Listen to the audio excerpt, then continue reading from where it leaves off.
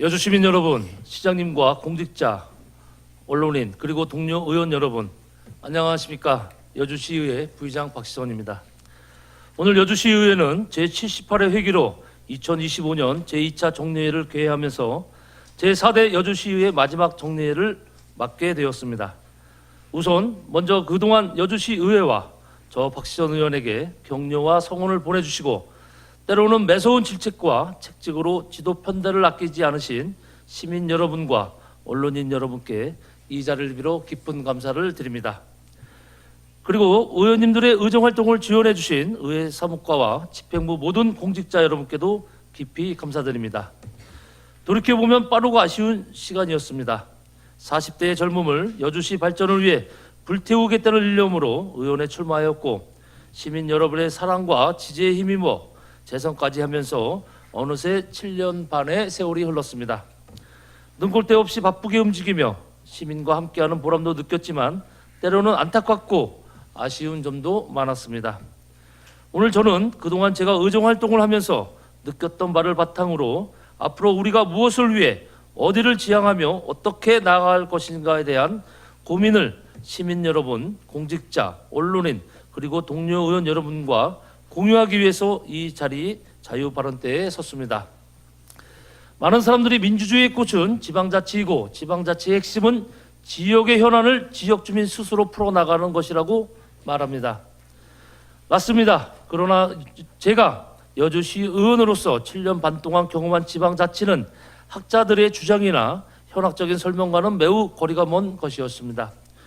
지방자치는 결국 중앙정치의 테두리를 벗어나기 어려웠고 소속당의 이름 아래 당론이라는 중압감의 앞에서는 중앙의 눈으로 내 지역의 현실을 보아야 하는 경우가 있는가 하면 저의 소신이나 주장을 유보할 수밖에 없는 상황도 있었습니다. 당이라는 족쇄를 차고서 자유롭지 못한 몸으로는 지역 구석구석을 면밀히 돌아보기 어려웠고 자신 있는 해법을 찾아도 이를 강력히 관철하는 데 한계를 느낄 수밖에 없었습니다. 사실 이것이 어디 저만의 문제이겠습니까? 직접 물어보고 답을 확인한 적이 없지만 단정 지을 수도 없지만 아마도 다수 의원들이 다 그랬을 것이고 그러고 있을 것이라고 추측이 될 뿐입니다. 몇 가지 사례를 들어보겠습니다. 저는 사실 의원이나 지자체장은 지역에 머무르면서 다음 선거에 표 얻을 궁리만 하는 것은 선출직으로서의 업무 태만이자 배임이라고 생각했습니다. 지방자치단체장과 의원들은 지역의 미래를 위해 기업을 찾아다니며 기업 유치를 박차를 가하고 정부 부처를 찾아다니며 지역 발전 정책을 호소하고 지역 문제를 해결할 수 있는 정치적, 사회적 공공 네트워크를 구성해야 한다고 생각했습니다만 결국은 지역 행사에 매몰되어 기업을 제대로 방문하기도 어려웠고 모든 네트워크를 동원하여 경기도나 중앙부처의 정책 담당자를 찾아 면담하기도 쉽지 않았습니다.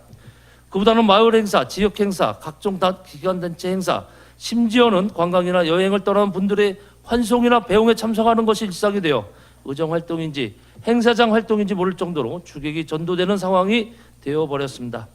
이건 아니다 싶어 변화를 다짐했지만 어떤 의원은 참석하는데 왜 당신은 안 오냐는 항의나 질책을 받으면 변화를 시도하기 어려웠습니다. 임기 4년이라는 시간을 그저 지역에서 행사나 찾아다니며 다음 선거에 표나 호소하는 모습이 된 건 아닌지 지나고 보니 아쉬움이 많이 남기 때문에 드리는 말씀입니다. 정책 결정의 과정에서도 합리성과 효율성을 우선시해야 한다고 늘 다짐했지만 막상 현장에서는 우리 당의 입장과 상대 당의 입장이라는 것을 고려하지 않을 수 없었습니다.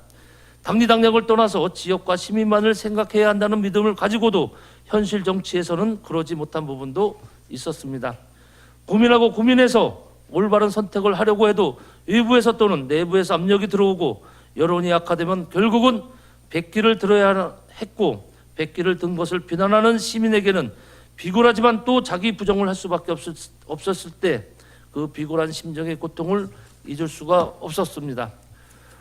올바른 것을 확실하게 옳다고 말하기 어려운 상황, 그런 것을 완강하게 그르다고 하지 못하는 상황, 그러한 태도를 보이는 사람들을 보면서 나 자신만이라도 분명한 입장을 취하고자 했지만 과연 저의 소신을 얼마나 강력하게 주장했는지 지금도 자신 있게 말하기 어려운 사실입니다. 예를 하나 들어보겠습니다. 1년 전 우리나라는 정말 말도 안 되는, 그리고 차마 상상할 수도 없고 생각하기도 싫은 역사의 혼란을 겪었습니다. 비록 0.7%의 표 차이로 당선은 됐지만 우리 국민이 선출한 우리나라의 대통령이라는 사람이 멀쩡한 평시에 전쟁 상황을 유도하면서까지 무리를 해서 내란에 버금가는 비상계엄을 내린 것입니다. 이것은 우리의 찬란한 민주주의 역사를 하루아침에 무너뜨리는 반역 행위였고 국가를 두동강내는 내란 행위에 다름이 없었습니다. 더군다나 비상계엄 선포의 이유가 크게 보면 부정선거와 간첩 같은 불순 공산주의자들의 준동이라고 했는데, 그러면 그 대통령 자신도 부정선거로 당선된 사람이었고 그의 주변에 온통 간첩 같은 불순 분자들이라면 그들과 합법적으로 대화하고 경쟁한 그 자신도 같은 부류이고, 우리나라는 이미 불순 국가라는 말도 안 되는 논리를 펴고 있었습니다. 그런데 당시의 분위기는 이에 수긍하는 사람도 많았고, 시간이 지나면서 그 대통령이었던 사람의 실체와 그 배우자 영분이었던 사람의 치부가 만천하에 드러나고 있는데도 아직도 우리 주변에는 우리나라를 나락으로 떨어뜨릴 뻔했던 그 자를 두둔하는 사람들이 많은 또한 사실입니다. 그러한 부류가 국가적으로는 아직도 20%에 달하는 전혀 납득하기 어려운 상황이 벌어지고 있고, 그 파렴치한을 두둔해야 표를 얻고 그래야 국회의원도 지자체장도 지방의원도 될 수 있다는 믿음을 가진 사람들이 아직도 주변에 많은 것이 믿겨지지가 않습니다. 그러나 우리는 지금 너무 이를 외면하고 있는 건 아닌지 자책도 듭니다. 물론 비상계엄 당시 저는 그의 부당성과 문제점에 항의하고 성명서를 내면서 입장을 표명했지만 지금 생각하면 너무도 미운적이지 않았는지 반성이 됩니다. 우리의 민주주의 제도는 많은 허점을 가지고 있는데 제가 느끼는 가장 큰 문제 중 하나는 중앙의 여당과 지방의 여당이 다르다는 것입니다. 지난 정부와 궤를 같이 하던 지자체는 정권이 바뀌면서 야당이 되었지만 아직도 과거에 사로잡혀 여당 놀이를 하고 있고, 이제는 야당이 되니까 자신도 야당이 되어 사사건건 중앙정부에 대해 적대적 행태를 보이는 지자체도 많습니다. 요즘은 어떨지 모르지만 과연 이것이 지역을 위해서 옳은 일일까 생각이 듭니다. 지자체는 지역을 위해 필요하다 판단되면 중앙정부와 협력하고 연대하는 유연성을 보여야 하는데 우리는 과연 어떨지 이 또한 고민하게 됩니다. 지방소멸 얘기가 심심치 않게 나오는 우리 같은 주변 지역에서는 기업을 유치하고 국비를 유치해야 하는데 중앙부처와 긴밀히 소통하지 않고 무엇을 얻을 수 있는지 고민해 볼 시점이 아닌가 생각이 듭니다. 우리는 우물한 개구리가 되어서는 안 된다고 생각합니다. 내 눈에 들보를 드러내고 옳은 것은 옳게 보고 그른 것은 그르게 볼 것이며, 내 혀의 마비를 풀고 옳은 것은 옳다고 말하고 그른 것은 그르다고 말해야 합니다. 숲을 보지 못하고 나무에만 고정되어 있는 눈은 제 기능을 한다고 보기 어렵습니다. 이제 우리는 숲을 보고 앞을 보고 미래를 준비해야 합니다. 중앙당, 빨간색, 파란색, 대통령에 대한 편견 모두 다 떠나서 우리가 가야 할 것은 실용입니다.